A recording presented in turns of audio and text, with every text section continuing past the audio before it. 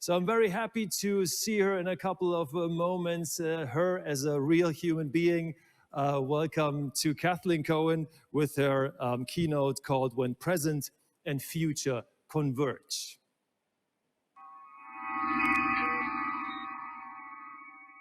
When the future and present converge. Is the future already here? Good morning, everyone. I'm Kathleen Cohen. I'm a tech humanist, and I am grateful to be back on this stage for the 2021 Aurea Awards. Thank you to Michelle Mack, Mac Media, Mac Next, and the entire Mac family for your tenacity and, of course, your vision. Thank you to the brilliant team at Iconomy, Professor Dr. Freebert Pfluger, Clark Parsons, and Felix Steima, to Olivia and Katka of Beta House X, my fellow jurors, Tomas, Frank, Kathy, and Nils, to the Aurea community leader, Emily Ullman, and all of the speakers yesterday and today, to the hosts and contributors that still I have yet to meet. And of course, everybody who has tirelessly worked to pull off this year's Aureas under the most unusual of circumstances, thank you. Thank you to my own team, Jerry Weinstein, my co-creator and thought leader on this year's theme, to Gatlin Creative and to Marcolina Design for their willingness to bring in really late night inspiration and fun to this talk. This is an evolving talk. This is version 1, you're lucky. In 2020, my talk was about immortality. And you might remember me as your follow-up digital embalmer, thank you, Kathy Hackle. I sketched out a concept of digital twins and the timetable that we were looking at for liftoff, integrating the physical and the virtual and the singularity. I believed that we were 25 years away from this. Back then, we had our feet firmly planted in the future, or so we thought. I even had a slide where I called out the 2020 wildcards. And no, I didn't have COVID-19 on that bingo card. I reckoned that 2020 would entail a giant leap into the future, but I never dreamed of this seismic shift that we all would be intervening for the months coming. So is the future already here? That's what I asked the Aureas last time. And then the future came. It came in March. So if anything, intention and trust are even more important now than they were in 2020. This talk and this moment in time is about naming, it's about surfacing, and it's about fostering this interconnectedness, this togetherness between our world for makers and for marketers and thought leaders and audiences, with the adjacent worlds of philosophy and physics and fiction and neuroscience and biology in service of building a complete, robust, purposeful community. There are truly very few globally shared experiences. Film is one of them. Technology is one of them, especially XR. And one day it'll surpass movies as a form of entertainment, but right now it's still in its infancy. We know this. Coronavirus has been a particular test. And on one hand, we're in lockdown. And on the other hand, we've never been so effortlessly connected. And because we're all so interconnected, we've managed most of the time. I'm in Los Angeles, a creative capital, but like all the world's capitals, it's closed. There are a few Mylar wrapped film crews in production that I see around town, but for the most part, all theaters are shuttered. So what's kept me sane for this last period of time has been creative collaboration. And it's a core belief of mine that art is an expression of our humanity, and it can be pure, it can be commercial, but at this point, it has been like oxygen for the last 10 months. So I've been thinking a lot about teleportation, as you could imagine, in science fiction, in novels, in movies, in TV, in philosophy, and in science itself. In the beginning, it was all about travel, wanderlust during lockdown. And frankly, it still is that. But in the beginning, there was so much of that. Even my own personal content consumption was way up during lockdown. And if you know me, that's a big deal. But I came to realize that it was a grand metaphor, and not only for like temporal flattening, but for this interconnectedness itself. While our hosts, the Mac family and Europa Park, are based in Germany, Aurea is a global community and building. I myself am teleporting in, zooming, hopping in from the city of, well, you can guess, the city of angels. It's appropriate. And now better known, obviously, as the world epicenter of COVID, sadly. And as I said, it's been tough. I personally have been touched by the harsh reality of COVID within my direct family this past week. So perhaps I've spent too much time by myself over the last 10 months. Who hasn't? But as a part humanist and a tech futurist, I found myself experiencing time across 3 spatial planes of the past, the present, and the future. And just over 100 years ago, during World War I, as if it wasn't enough to contend with, a virus broke out and would claim over the next 2 years 50 million people worldwide. More lives lost than the combined death toll of both world wars. So it's an accident of history that it's known as the Spanish influenza. While other nations were suppressing news of its deadly spread, Spain did its civic duty and kept the world apprised. No good deed, though, goes unpunished, I suppose. I became obsessed with documentaries of that period, looking for clues to COVID-19 today, given what I have just gone through. And that had made me circle back to Hollywood, fortunately and unfortunately, because last year I think I talked to you all about my grandmother in Hollywood Forever. So it made me circle back to Hollywood and how it came out of the pandemic as the world's center for film production, and film distribution. What we found out was laughing matters. Hollywood was blessed with a combination of both infrastructure and innovation. Charlie Chaplin, for example, was doing something utterly new with his comedy, and he was also entrepreneurial. Instead of being part of the studio system, he produced his own films. By 1919, both influenza and World War I drew to a close. We rebounded into the roaring 20s, this period of exuberance, a period of celebration and exuberance. Looking back at this period made me think, though, about the future I had envisioned and the very long present that we've been grappling with. We've been stuck in this moment for this whole last year. And even today in the film factory of Hollywood, artists can still speak to the philosophical questions of human existence, which is a blessing. And the point is, what we come up with shifts consciousness. When we look at sci-fi or the ethical compass of science, progress itself speaks imagination.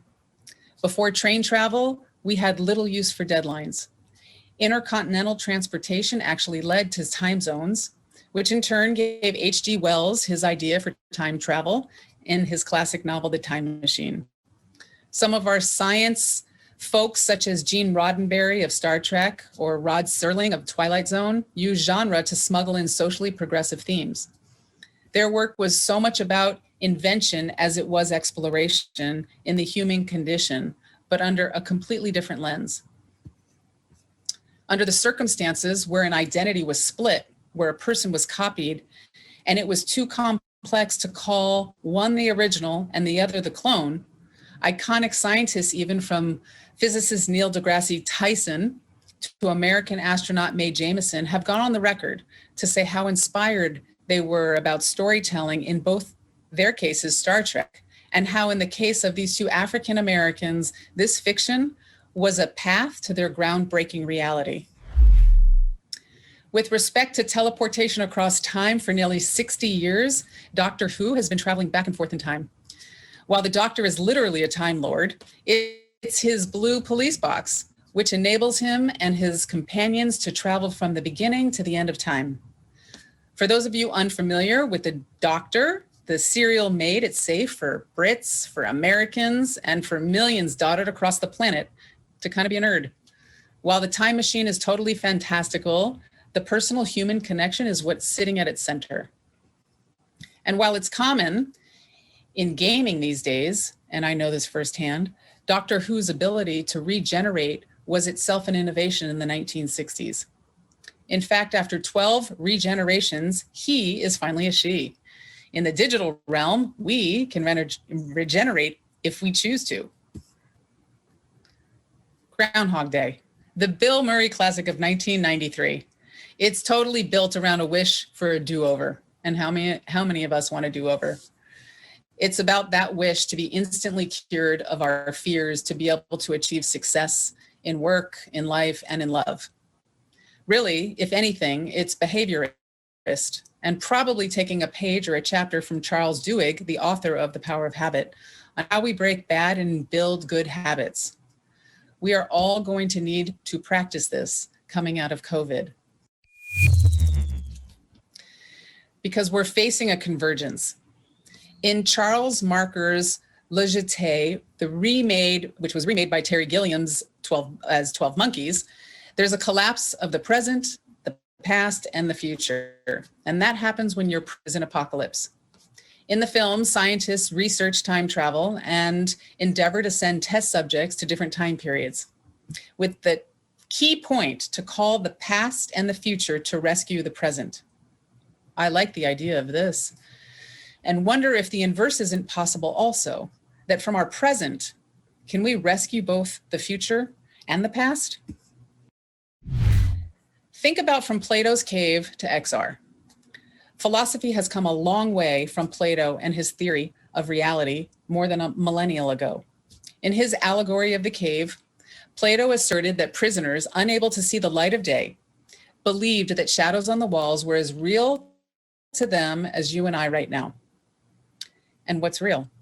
While I think there's some carryover on how we look at avatars today, Plato was not a fan of empirical evidence. He reveled in debate. Today's philosophers now work hand in hand with neuroscience and psychology, even physics, and are intrigued about perception and now more than ever, even behavior. These thinkers are focused on the relationship that brains have to minds or a soul. And now they have a new playground, and it's called the virtual frontier. This was fun. Professor David Kyle Johnson of King's College, whom I found on the Great Courses, has been grappling with consciousness as well as the prospects of synthetic life as he's unabashed to reference all things sci-fi as puzzles and sparks to consider on the matter of our being. Johnson goes on to say this: if you're placing our consciousness into a, say, silicone-based life form or uploading it into the internet, do you have to end your life before you boot up your double for the first time? To quote him, and I love this notion, quick, kill me or I'm not going to survive. I love that. So how far does this lead with respect to teleportation in science? We just have been talking about teleportation in media. The quote from Arthur C. Clarke makes sense to me regarding what's next. Clarke says, magic is just science that we don't understand yet. So take today's virtual beings. What makes them sticky? What makes them compelling? What makes them relatable? Their backbone, their spine is gaming worlds, film scripts, character development, and it's what we've known from immersive theater. I have so much respect for what Fable Studios has been doing. Last year, I spoke about Lucy and the VR game Wolves in the Walls. And as of a month ago, I saw Fable announce two new characters in their story, which addresses how I look at immersive worlds. I'm so excited about what's coming down the pipeline for them. From the point of view of you, from the point of view of you in relationship to another character, to others that are in the room. And lastly, from the point of the view of the room itself. Where is this all heading as far as behavioral AI and smart environments? What happens after we determine all of the AI in the character development? What happens after we carry over behavioral dynamics in relationships with others? What happens after we give a voice and a persona to the endless runaway environments that we're playing in? That's where the unexpected magic is going to come in. With all of the machine learning, with all of how our engineers are programming, we need to have a framework and we need to have some intent. Whatever path we take this year and going forward, I think I want to center right now on purpose over product. It's up to us to create both content and tools that at a minimum do no harm. Would you know if you were doing no harm in any of the products that you develop? Are you conditioned to know that? Do you think that the engineers that created the like button, do you think that they thought that they were doing no harm? But data says it has. Some of that magic is looking across species or systems to embed resilience through adaptation. Biomimicry looks at nature as a jumping off point. Carrier pigeons inspired the Wright brothers' first attempt at air travel. And if biomimicry is looking at individual species, then permaculture is looking at the whole system's thinking, from planning ecosystems to designing for community resilience. And speaking of the pigeon, Stewart Brand, who published the Whole Life Catalog, which I knew as a kid in the 1970s, and is considered the pioneer in internet culture, he's working on a revive and a restore project, enhancing biodiversity through new tech of genetic rescue. So in this case, resurrecting the 1914 extinct passenger pigeon, the more things change, maybe he didn't see Jurassic Park, I don't know, the more we're in for. So this idea of total recall in another example of teleportation in science, for all of the worry that with the acceleration of tech and with machine learning and with AI, there has been a remarkable growth in social science. While there's still an endless stream of self-help books out there, there is actual real work that's been happening also on real grit from Angela Duckworth and real courage from Brené Brown, and an emerging discipline in both psychology and economics looking at behavior. There's also many hyphenated sciences that are coming out of this. There's a neuroscience connecting up with Zen Buddhism. There's a centering of humanism that seems to be happening in these sciences. And some of the most moving breakthroughs are about unlocking memory. And in a sense, reclaiming time. And I have a firsthand story I would love to share. I'll do that in a chat. But here's an example of Paul Harvey with advanced Alzheimer's. And he's able to play Where's the Sunshine, a composition he wrote 30 years ago. When his son starts him off with 4 random notes, Paul plays this composition each time with total certitude and total skill. So imagine you're Paul or his son, Nick. What's going to be your legacy? In the past, it was his sheet music, maybe it's a YouTube video, but now we can create something more authentic, more iterative and holistic with the advancements in social sciences trying to collapse time. In the case of CRISPR, truth is definitely stranger than fiction. The teleportation is within our own DNA now. We can now edit our own genes. And like quantum computing, it's also about rearranging the building blocks of who we are. So this fall, CRISPR won the Nobel Prize, a first for women, which is fantastic. The technology is a perfect illustration, like nuclear fusion on a cellular level, that we simultaneously have the capacity to disrupt as well as create. So with gene therapy now possible, CRISPR for some is a salvation. For others, CRISPR is a threat. Folks with hearing loss, with Down syndrome, even those worried about gender selection in a society which, let's be honest, still undervalues women. Wherever you stand on technology, let's agree that we need to ethically be informed, and we need ethically informed policies on how to use it. So what's the sign when we need to act to be accountable to all these disruptive technologies? We're spatially designing experiences, and we need to surface future signals right now.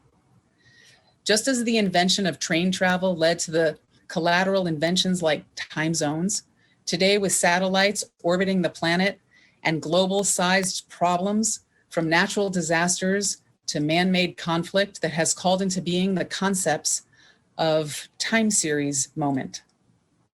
It's sort of a thing that a deep learning algorithm can surface. The next pandemic, an asteroid falling from the sky, a time series, is a record of measurement taken repeatedly over time. But it's a how as opposed to the what of CRISPR. The UN just announced that 2021 is the year of the creative economy for sustainable development. This is a big deal, that our currency is creative currency. So what if we thought of time series as a CRISPR for society? Where could we access the massive data about a particular issue or an event, and we're able to bring to bear both compassion and wisdom towards finding a solution? Ethan Zuckerman, founder for the Institute for Digital Public Infrastructure at UMass Amherst, former director for the Center of Civic Media at MIT. His research focuses on the use of media as a tool for social change, the role of technology in international development, and the use of new media technologies by activists. His quote, "The way a medium works isn't inevitable. The way a medium works is not inevitable. It's never too late to change." So why do I bring up all of this social science and behavioral psychology within something like teleportation? Because our immersive worlds have an effect. What we create here, even for entertainment, has an effect on all of us. As a matter of fact, a big effect.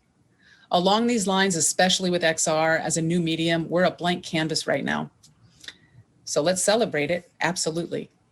Because we can build complements and we can steer in a new direction. It's up to us, this group of people right here. We're in a moment, we can look backwards or we can look forwards, but all three planes right now have collapsed for a moment in time. So where do we go from here? Here's some of my initial thoughts. Is your job description your own call to action? Because I'm trying to think of mine in those terms. Is my job description part of my own call to action? Yes, let's absolutely build better tech, but to this end, building better humans. Whether we are actually influencing our real person, our virtual person, our digital person, and the list goes on. But the sense of this is that we have to get used to being on the edge of our senses. We really have to live in that moment of being uncomfortable. And mostly, which is like the hardest to understand, is our vulnerability right now is our strength. We're in this protopian moment, this age of becoming. And our vulnerability is what's going to help move us forward, just like the last 10 months have been our vulnerability. So we're in this moment, this convergence of time. It's also a convergence of fictions. It's a convergence of physics. It's a convergence of philosophy, and it's a convergence of neuroscience. But it's also a convergence of entertainment and media. We have broken through another plane, and it turns out that each is a dialect of a shared language of a memory, of an imagination, and a connection. So I'm going to ask you, what does a civil rights icon have to do with any of this? I didn't know this when I started preparing this talk, but I learned that in December, the scientists from Caltech and a host of collaborators longer than this talk had made a breakthrough in quantum teleportation. That's right. Teleportation is no longer just a flight of fantasy for a bunch of sci-fi folks. Now, the way they describe it is almost unnerving. Teleportation, you see, isn't the actual transfer of matter, but it's the demonstration that quantum particles are entangled, that is dependent on one another and somehow know the property of their other half. So each particle depends upon the quantum state of the other. If one particle is measured and changes state, the other particle's state will change accordingly. I mean, think about that. We have a responsibility beyond ourselves. So does Martin Luther King validate the physics, or does the physics confirm MLK? To me, it confirms my belief that we're all connected on the most profound level. We are caught in an inescapable network of mutuality, tied in a single garment of destiny. Whatever affects one directly affects all indirectly. And that was Martin Luther King, a letter from a Birmingham jail, April 16th, 1963. So the present and the future have converged. What now? We are so living in a flux moment, which will probably last another 20 years. We need to set the intention of do no harm, first and foremost in everything we do. And we need to understand what do no harm means. And each day we need to be mindful, really mindful XR explorers as we act in cooperation for a collective will. Thank you.